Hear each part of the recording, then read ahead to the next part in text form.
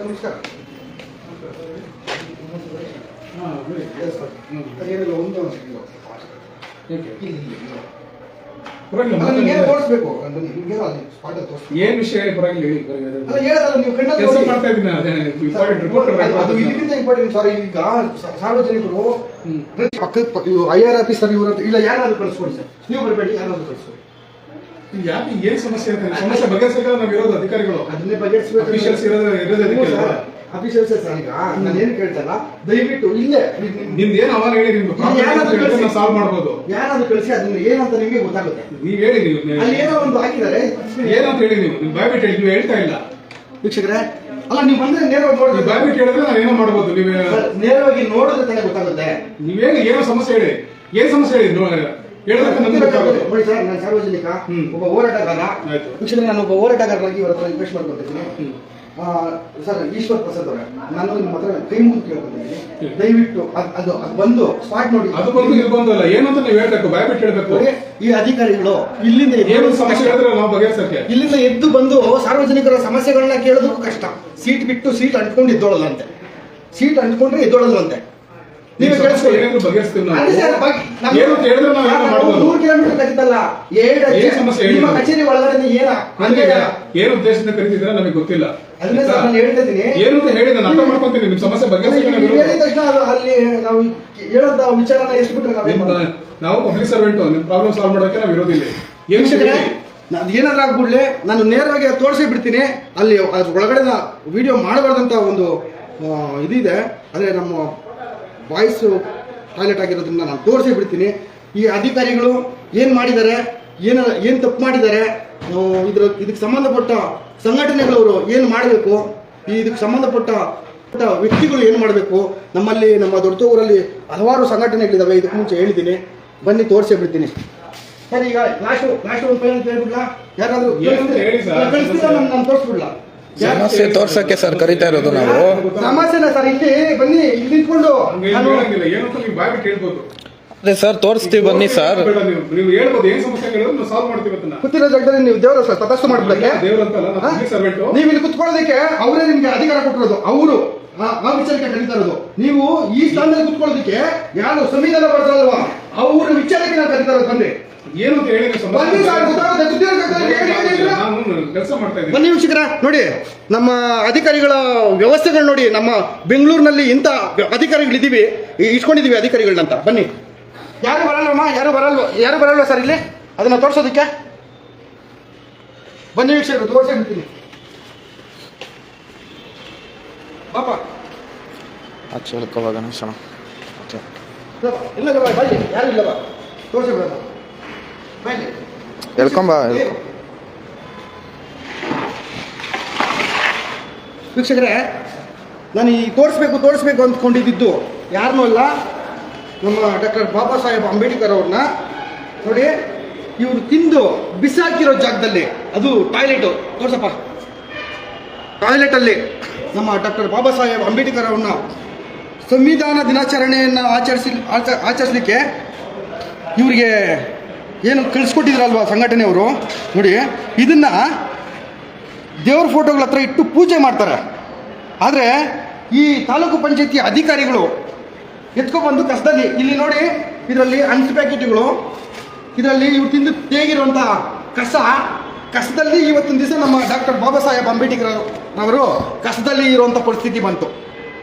ಇದ್ರ ಬಗ್ಗೆ ನಮ್ಮ ಸಂಘಟನೆಗಳವರು ಮತ್ತು ಇದ್ರ ಬಗ್ಗೆ ಹಲವಾರು ಡಾಕ್ಟರ್ ಬಾಬಾ ಸಾಹೇಬ್ ಅಂಬೇಡ್ಕರ್ ಅವರ ಹಲವಾರು ಸಂಘಟನೆಗಳವರು ಈ ತಾಲೂಕು ಪಂಚಾಯತಿಯವ್ರನ್ನ ಯಾವ ಮಟ್ಟಕ್ಕೆ ತಿದ್ದುತ್ತೀರಾ, ರೆಡಿ ಮಾಡ್ತೀರಾ ಅನ್ನೋದನ್ನ ನಿಮಗೆ ಬಿಟ್ಟಿದ್ದು.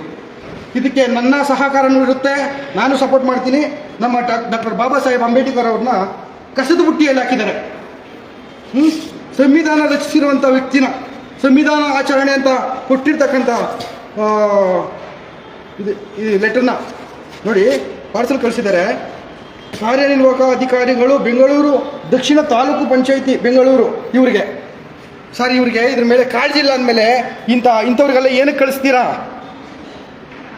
ಇವ್ರ ಬಗ್ಗೆ ಅರಿವಿಲ್ಲ, ಡಾಕ್ಟರ್ ಬಾಬಾ ಸಾಹೇಬ್ ಅಂಬೇಡ್ಕರ್ ಅವ್ರ ಬಗ್ಗೆ ಅರಿವಿಲ್ಲ ಅಂದಮೇಲೆ ಇಂಥ ಅಧಿಕಾರಿಗಳಿಗೆ ಇಂಥ ಪುಣ್ಯ ವ್ಯಕ್ತಿಗಳನ್ನ ಫೋಟೋಗಳನ್ನ ಏನು ಕಳಿಸ್ತೀರಾ? ಈ ಮಹಾನ್ ವ್ಯಕ್ತಿಗಳು ಬರೆದಿರ್ತಕ್ಕಂಥ ಸಂವಿಧಾನನ ಏನು ಕಳಿಸ್ಕೊಡ್ತೀರಾ? ಇವತ್ತಿನ ದಿವಸ ಅವ್ರು ಕುತ್ಕೊಂಡು ಅಲ್ಲಿ ಪ್ರತಿಯೊಂದು ಏನಾದರೂ ಮಾಡಬೇಕಂದ್ರೆ ಈ ಸಂವಿಧಾನನೇ ಕಾರಣ ಅಲ್ವಾ? ಇದನ್ನೇ ಎತ್ಕೊಂಡ್ಬಂದು ಬಾತ್ರೂಮಲ್ಲಿ ಹಾಕಿದ್ದಾರೆ, ಕಸದ ಬುಟ್ಟಿಯಲ್ಲಿ ಹಾಕಿ.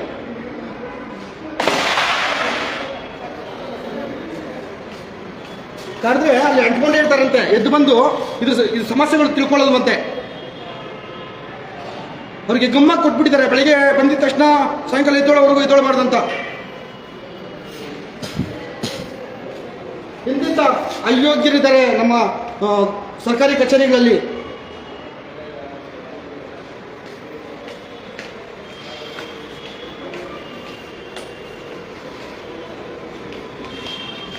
ಅವರಿಗೆ ಒಂದು ಸರ್ಕಾರಿ ಕಚೇರಿಯಲ್ಲಿ ಇವರು ಒಂದು ಲೆಟರ್ನ ಇಟ್ಕೊಳ್ಳೋಕ್ಕಾಗಲಿಲ್ಲ. ಸಂವಿಧಾನ ಬರೆದಿರೋ ಒಂದು ಏನಿದು ಸಂವಿಧಾನ ದಿನಾಚರಣೆಯ ಪ್ರತಿಯನ್ನು ಇಟ್ಕೊಳ್ಳೋಕ್ಕಾಗಲಿಲ್ಲ ಅಂದಮೇಲೆ ಇನ್ನೇನಕ್ಕೆ ಸ್ವಾಮಿ ನಮಗೆ ಸರ್ಕಾರಿ ಕಚೇರಿಗಳು? ಸಂವಿಧಾನ ಬರ್ಕೊಡ್ತಿರ್ತಕ್ಕಂಥ ವ್ಯಕ್ತಿನೇ ಕಷ್ಟದಲ್ಲಿ ಬಿಸಾಕಿರ್ಬೇಕಾದ್ರೆ ಇನ್ನು ನಾವಿದ್ದು ಏನು ಸುಖ?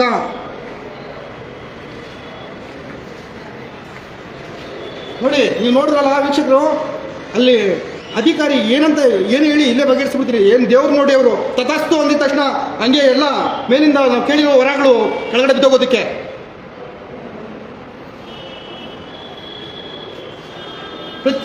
ಪ್ರತಿಯೊಬ್ಬ ವ್ಯಕ್ತಿನೂ ಸಹ ಕಚೇರಿಗಳಲ್ಲಿ ಏನೇ ಹಗರಣಗಳು ಅನ್ಯಾಯಗಳು ನಡೆದ್ರು ಅದನ್ನು ಪ್ರಶ್ನೆ ಮಾಡಿ, ಇಲ್ಲಾಂದರೆ ನಾವು ಬದುಕೋಕ್ಕಾಗಲ್ಲ.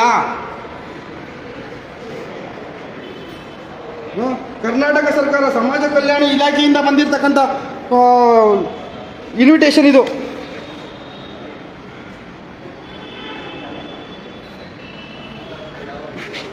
ಕರ್ನಾಟಕ ಸರ್ಕಾರದಿಂದ ಸಮಾಜ ಕಲ್ಯಾಣ ಇಲಾಖೆ ಇಲ್ಲಿ ನೋಡಿ, ಸಂವಿಧಾನ ದಿನಾಚರಣೆಗೆ ಬಂದಿರೋ ಇನ್ವಿಟೇಷನ್ ಇದು. ಇಂಥದನ್ನು ಬಿಸಾಕ್ತಾರೆ.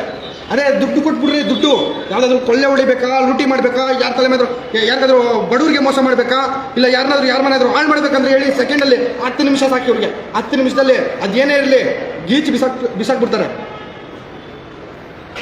ಇಂಥ ಅಯೋಗ್ಯರನ್ನ ಇಟ್ಕೊಂಡು ನಮ್ಮ ಕರ್ನಾಟಕ ಯಾವ ಮಟ್ಟಕ್ಕೆ, ನಮ್ಮ ಭಾರತದಲ್ಲಿ ಇಂಥವ್ರನ್ನ ಇಟ್ಕೊಂಡು ಯಾವ ಮಟ್ಟಕ್ಕೆ ನಾವು ಅನುಭವಿಸ್ಬೇಕೋ ಗೊತ್ತಿಲ್ಲ. ಯಾವುದಾದ್ರು ಅನ್ಯಾಯ ಅಕ್ರಮ ಮಾಡಿದ್ರೆ ಸೆಕೆಂಡಲ್ಲಿ ಮಾಡಿಬಿಡ್ತಾರೆ, ಒಂದಷ್ಟು ದುಡ್ಡು ಎತ್ತಿ ಜೋಗ್ ಹಾಕಿದ ತಕ್ಷಣ.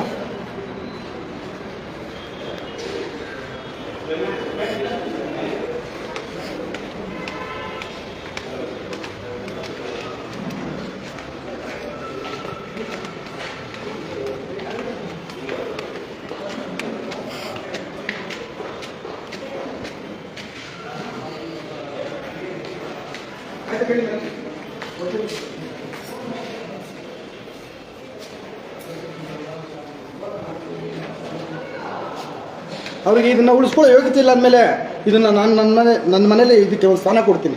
ನನ್ನ ಮನೇಲಿ ಇಟ್ಕೊಂಡು ನಾನು ಕಾಪಾಡ್ಕೊತೀನಿ, ತೊಂದರೆ ಇಲ್ಲ. ಇಂಥ ಅಯೋಗ್ಯ ಅಧಿಕಾರಿಗಳಿಗೆಲ್ಲನೂ ಇಂಥ ಸಂವಿಧಾನ ಬರೆದಂಥ ಮಹಾನ್ ವ್ಯಕ್ತಿಗಳ, ಗಣ್ಯ ವ್ಯಕ್ತಿಗಳ ಮರ್ಯಾದಿನ ಕಳೆಯೋದಕ್ಕೆ ಈ ಅಯೋಗ್ಯರಿಗೆ ಇದನ್ನು ಕಳಿಸ್ಕೊಡ್ತೀವಿ.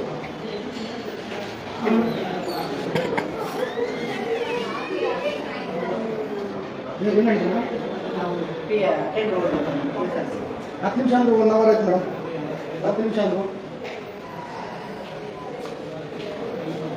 ಅದೇ ಒಂದು ವಿಚಾರಕ್ಕೆ ಸುಮಾರು ಇಲ್ಲಾಂದ್ರೂ ಕೊಡಿ ಮೇಡಮ್ ಅನ್ಸಿಕೊಂಡು, ಸುಮಾರು ಇಲ್ಲಾಂದ್ರೂ 1-2 ವರ್ಷದಿಂದ ನಾನು ಹೋರಾಟ ಮಾಡ್ತಾ ಇದ್ದೀನಿ. ಇದ್ರ ಬಗ್ಗೆ ಗಮನ ಹರಿಸಿಲ್ಲ. ಇದನ್ನ ಕಸಕ್ಕೆ ಹಾಕೋದು ಬೇಕಾದ್ರೆ ಸೆಕೆಂಡಲ್ಲಿ ನೋಡಿ. ನಿನ್ನೆ ಅಲ್ವಾ ಮೇಡಮ್, ನಿನ್ನೆ ತಾನಾಗಿದ್ದು. ನಿನ್ನೆ ಸಂವಿಧಾನ ದಿನಾಚರಣೆ ಆಗಿತ್ತು. ಇವತ್ತು ಕಸಕ್ಕೆ ಹಾಕ್ಬಿಟ್ಟಿದ್ದಾರೆ. ಅದೇ ಈ ವಿಚಾರ ಹೇಳ್ರಿ, ಯಾಕಂದರೆ ಭ್ರಷ್ಟ ಅಧಿಕಾರಿ ದುಡ್ಡು ಕೊಡ್ತಾನಲ್ವಾ, ಇದನ್ನು ಮುಚ್ಚಿಡೋಣ, ಸೇಫಾಗಿ ಎತ್ತಿಡೋಣ ಭ್ರಷ್ಟ ಅಧಿಕಾರಿಗಳದಾದರೆ. ನೋಡಿ ವೀಕ್ಷಕರೇ, ಪ್ರತಿಯೊಬ್ಬ ಸಂಘಟನೆಯವರು ಇದರ ಬಗ್ಗೆ ಧ್ವನಿ ಎತ್ತಬೇಕು. ಇದ್ರ ಬಗ್ಗೆ ಈ ತಾಲೂಕು ಪಂಚಾಯತಿ, ಜಿಲ್ಲಾ ಪಂಚಾಯತಿಯಲ್ಲಿ ಏನು ಯಾವ ಮಟ್ಟಕ್ಕೆ ನಮ್ಮ ಬಾಬಾ ಸಾಹೇಬ್ ಅಂಬೇಡ್ಕರ್ ಅವರ ಒಂದು ಸಂವಿಧಾನ ದಿನಾಚರಣೆಯ ಇನ್ವಿಟೇಷನ್ ಕಾರ್ಡ್ನ ಕಸದಲ್ಲಿ ಹಾಕಿದ್ರು, ಇದ್ರ ಬಗ್ಗೆ ಮಾತಾಡಲೇಬೇಕು. ಇವರಿಂದ ಇಡೀ ನಮ್ಮ ಭಾರತದಲ್ಲಿ ಪ್ರತಿಯೊಬ್ಬರು ಅನ್ನ ತಿಂತಾ ಇದ್ದಾರೆ, ಪ್ರತಿಯೊಬ್ಬರು ನೆಮ್ಮದಿಯಾಗಿದ್ದಾರೆ. ಇಂಥವ್ರನ್ನ ಕಸದಲ್ಲಿ ಹಾಕಿದ್ದಾರೆ ಅಂದರೆ ಇನ್ನಿಂಥ ಅಯೋಗ್ಯ ಅಧಿಕಾರಿಗಳಿರ್ಬೇಕಂತ ಹೇಳ್ಬಿಟ್ಟು ನೀವು ತಿಳ್ಕೊಳ್ಳಿ. ದಯವಿಟ್ಟು ಬನಶಂಕರಿ ತಾಲೂಕು ಪಂಚಾಯತಿಗೆ ಬಂದು ಮತ್ತು ಜಿಲ್ಲಾ ಪಂಚಾಯತಿಗೆ ಬಂದು ಇದ್ರ ಬಗ್ಗೆ ಎಷ್ಟು ಜನ ದೂರುಗಳನ್ನ ಸಲ್ಲಿಸ್ತಿರೋ ಡಾಕ್ಟರ್ ಬಾಬಾ ಸಾಹೇಬ್ ಅಂಬೇಡ್ಕರ್ ಅವರ ಸಂವಿಧಾನ ದಿನಾಚರಣೆಯ ಇನ್ವಿಟೇಷನ್ ಕಾರ್ಡನ್ನು ನಾನು ಭದ್ರವಾಗಿ ಎತ್ತಿಟ್ಟಿರ್ತೀನಿ ನನ್ನ ಮನೆಯಲ್ಲಿ. ನೀವು ಯಾವಾಗ ಕೇಳಿದ್ರು ಕೊಡ್ತೀನಿ. ಈ ವಿಡಿಯೋಗಳ ಮುಖಾಂತರ ಈ ವಿಡಿಯೋನ ನೋಡಿ ಯಾವಾಗ ಕೇಳಿದ್ರು ಕೊಡ್ತೀನಿ. ಈ 2 ಮಾತುಗಳನ್ನ ಹೇಳ್ತಾ ಮುಗಿಸ್ತಾ ಇದ್ದೀನಿ. ಧನ್ಯವಾದಗಳು.